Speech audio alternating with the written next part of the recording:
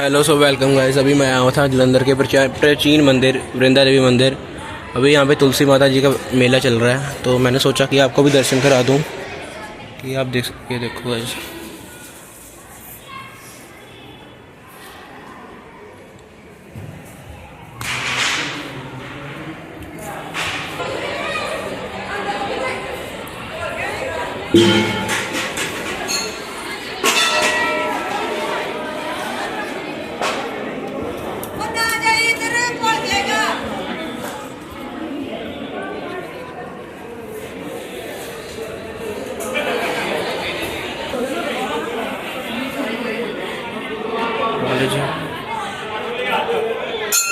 दर्शन कर लो।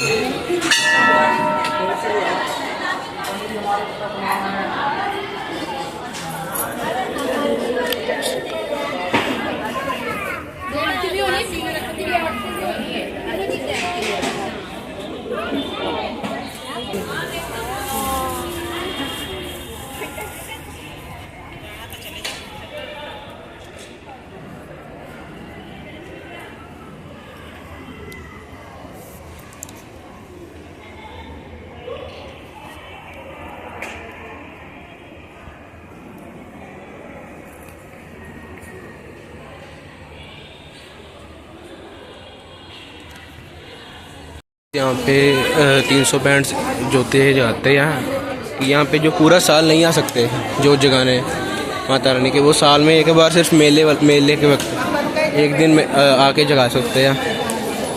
अब देख ही सकते हो कितने सारे लोग आए हुए हैं मत्था टेकने। अभी वैसे रश कम हो गया, पहले इससे भी ज़्यादा लोग आए हुए थे।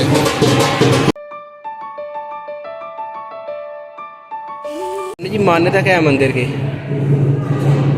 की मान्यता ऐसा है बेटा, ये वेद के अंदर है। ये हमारे 4 वेद के अंदर इस मंदिर की स्टोरी आती है। ये मंदिर प्राचीन मंदिर है।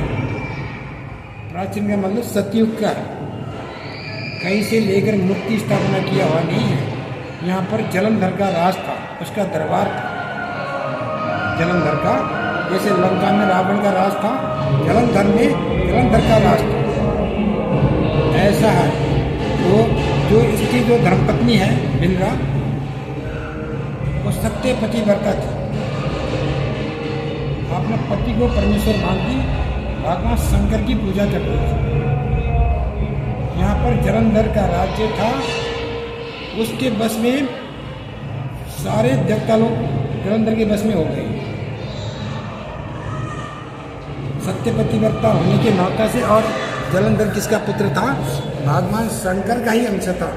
भगवान शंकर को क्रोध आया, उन्होंने कहाँ फेंक दिया था क्रोध को? सागर में फेंक दिया था। ये सागर से पैदा हुआ है जलंधर।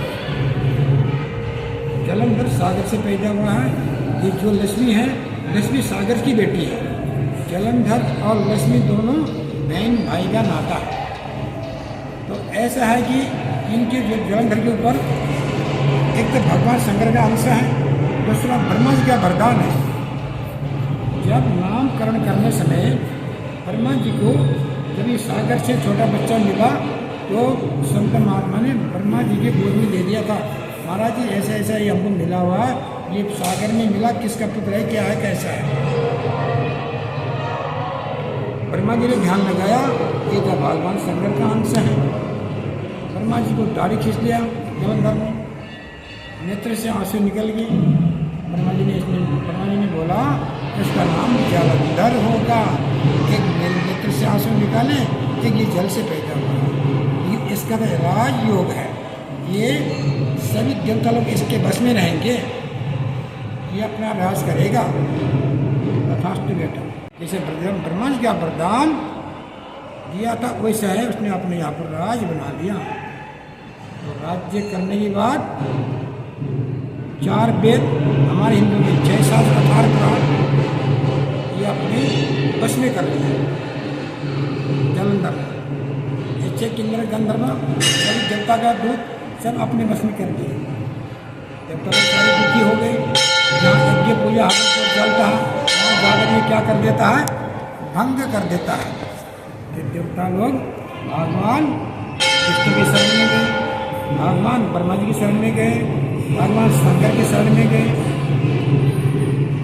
शंकर जी ने बोला इसकी जो धर्मपत्नी है, सत्य पतिव्रता है, जहाँ तक उसका सत्य पतिव्रता धर्म नष्ट नहीं होगा, वहाँ तक वो जलंधर किसी हाथ से नहीं मरेगा।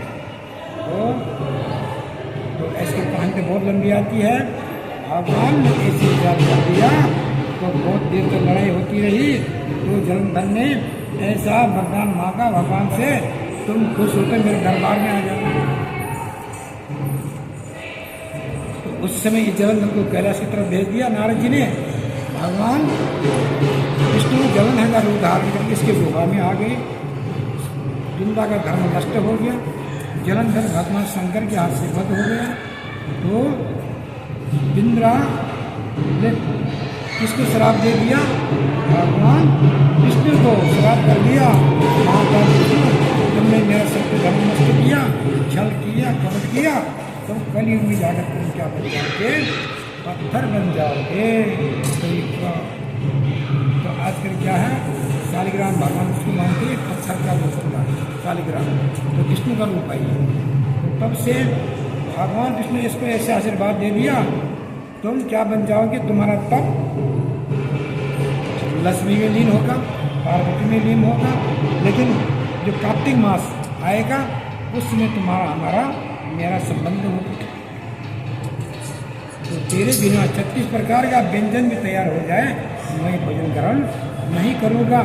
तो कार्तिक मास में जो हरि प्रबोधन एकादशी है, उस दिन तेरा मेरा क्या होगा? संबंध होगा। तब से ये आज हरि प्रबोधन एकादशी है।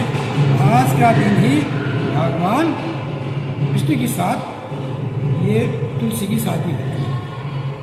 तो ये पौराणिक है। तो दूसरी बात देखिए, ये तुलसी ही किसका रूप है? लक्ष्मी का रूप है। तुलसी वृंदा का रूप है। अमला भगवान विष्णु का रूप है।